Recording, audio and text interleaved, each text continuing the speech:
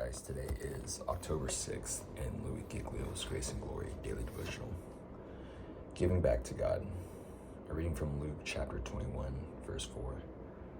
All these people gave their gifts out of their wealth, but she, out of her poverty, put in all she had to live on.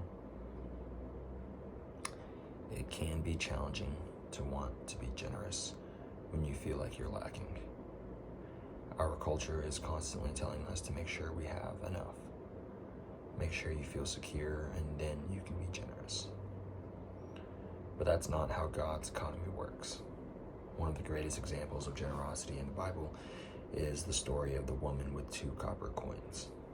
She didn't have much. In fact, she had far less than nearly everyone else around her who gave gifts. But her willingness to surrender what she had to God wrote her into scriptures that we're still reading today.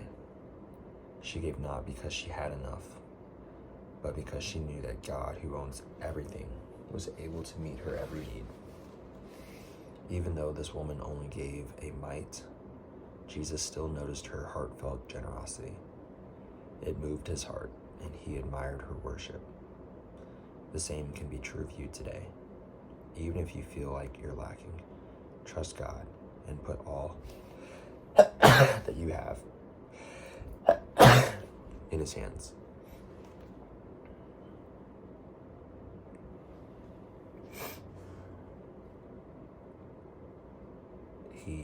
God doesn't need your money. He doesn't need 2 copper coins. He doesn't need $2 million. Everything that is a thing and not a thing is his.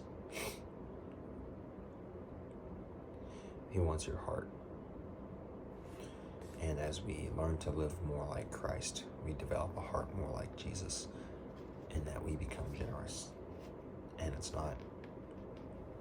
it's payday. I'm paying 10% because that's what God tells me to do. It's saying it's payday.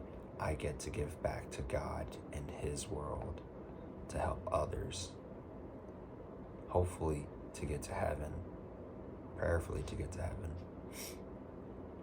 And I get to be a part of all that by giving more of my heart to everyone around me.